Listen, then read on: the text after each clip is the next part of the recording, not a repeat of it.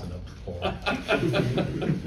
Even going back to high school, or the under-19 tryouts. So, all right, guys. I know Parker took a fall and then Kevin made his return. I'm just wondering how those guys are looking for tomorrow night. We haven't practiced, so Parker, I would think, would be questionable. I think would be the official term. We'll see if he can go today. If he's not full speed today, I don't know that he'd be able to give us much tomorrow, or close to full speed. And then Kevin, I haven't heard anything negative, so I anticipate him practicing today. And lastly, do you know how the speeches will go tomorrow night? As far as who will give speeches? Do I know how they'll go? I mean, do you know who's gonna give them, and is there like a length of time? Or Well, I'm asking for an outline of everybody's speech, yeah, I hope the length of time is reduced dramatically, but we're gonna honor 7 guys tomorrow night. We're gonna honor Pat and Jank and Hunter, Juan, Kevin, Parker, and Nick. Okay, they'll be out there before the game. The only 4 that will speak will be Parker, Nick, Jank, and Hunter. Kevin has already spoken at senior night, and the Juan will not speak because he'll be a returnee. And who else? Kev, was there one other? Patrick. And Patrick can be a returnee next year, even though he'll graduate. So those guys will not speak. The other 4 will. Parker and Nick did not speak at their respective senior nights they had at their other schools. I don't know the color of the flowers the moms will be wearing. I don't know anything beyond that, though. I assume the frame jersey will be white, but I'm not positive on that. So, but I think it'll probably be last name facing the glass, so that way they'll know it theirs. That's all I know. Shay. You're playing Kansas State again, and they have it all on the line, kind of needing to get a win against you guys and Iowa State to put themselves back in the picture. Just how do you prepare your guys for playing a team that is that desperate, for lack of a better word, and has that much on the line? Well, I think that they're desperate, maybe, but I think that we're desperate too. So, they beat us the last time, and we've lost 2 in a row, so there's no reason why we shouldn't come out and play desperate as well.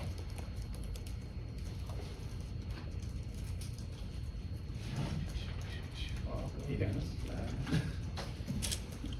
Jank mentioned when he was in here before that he's going to get his first start tomorrow. I was just wondering, I don't know, how'd you decide to reach that decision, and is there anyone else that's going to get a start in sort of an honorific fashion? Well, how old are you? 26. So you weren't even born when this started then. Senior start on senior night, regardless of who you play or regardless of the magnitude of the game.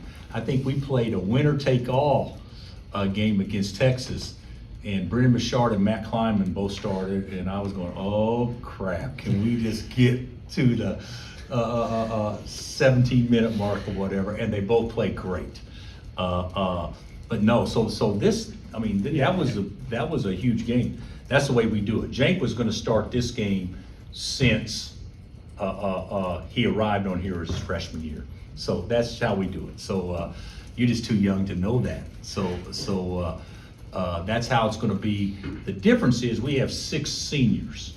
Oh, we have 7 seniors. Pat won't start. He's coming back next year. There'll be 1 player of the 6 remaining that will not start. And I'll make that determination based on health and whatever other decisions we need to make. I want to go back to you working with Hunter as a high school person. You know, how much has he changed versus the week or however long that was you worked with him then compared to just who? Well, I he is didn't now? work with him. It was trials were just 3 days back then. The way they did it.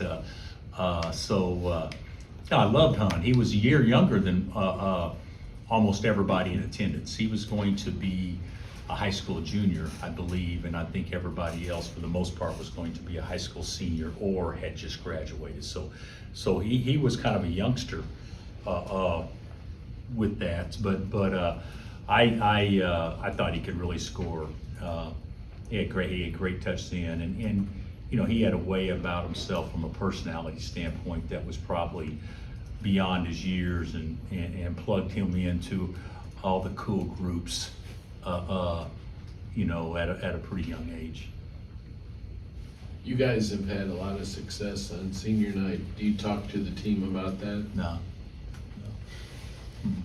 Well, I mean, we may talk about, hey, this is gonna be a special night. It's our responsibility to make sure these guys go out in style, you know, that type of stuff, but I won't refer to the past. I think we do that way too much here. I got on Brian the other day. We kept talking about the past, and we play a big game the next day. I don't buy into any of that stuff, and so what's happened in the past will have actually no bearing on what happens tomorrow night. So I don't buy into that. How pivotal is it to slow down or stop Perry and Carter? Well, I think they're both pivotal, and you know, Kaluma is scoring at a good rate too. All three of those guys are scoring at a good rate. To me, you know, Perry almost brought them back, not by himself, but it looked like it was almost by himself against Cincinnati the other day when they're down double figures and had a chance. You know, the little guy can just make hard plays, and he beat us at their place, even though their team beat us, but he made many of the plays late to put them in position. That one layup he made, and that three, he made 2 threes and got fouled on the 3. I mean, he really put them in a good position. You know, he's so aggressive, and he's so clever, and still yet he's shooting what, 92 or 93% from the free throw line for the year. What is he shooting for the year? 91.4 for the year. So you got to keep him off the free throw line too. More about that first game, Coach, and their defense has been solid. They held BYU down. You know, how did they get that done? Well, they defended the arc. You know, BYU was 6 of 31 against them from 3, and then they were 13 of 34 against us. That's a big difference. You know, 21 points behind the arc's a big difference, and you know, the thing about it is with K-State also, you know, they make a lot of threes too. You know, I don't know what their actual numbers are, but as far as average number of makes per game, but it seems, you know, quite a bit higher than ours, and they do a good job. And defensively, they certainly slowed us down the first game and did a good job the way they guarded, and they do some real clever things defensively that can throw teams off. So you know, it'll be a hard game, but I think that, you know, they're obviously fast and they can get their shot, and if those 3 guys are scoring from the perimeter, you know, their big guys are good enough, you can throw it to them and they can come away with points, but those 3 can, you know, are all capable of putting up 20 plus, 25 plus. You've been around a lot of teams here.